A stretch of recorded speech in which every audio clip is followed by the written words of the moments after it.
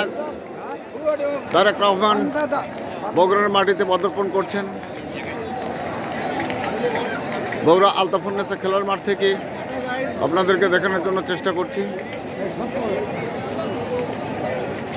বিকেল টাইম, অনেক লোকজন আসছে। বিএনপি এবং বিএনপি অঙ্গ ও সহযোগী সংগঠনের নেতাকর্মীদের উপস্থিতি দেখতে পাচ্ছেন আপনারা। কিছুক্ষণ এর মধ্যে মাগরিবের আজান হবে। আলতাফুন্নেসা খেলার মাঠ থেকে দেখানোর চেষ্টা করছি।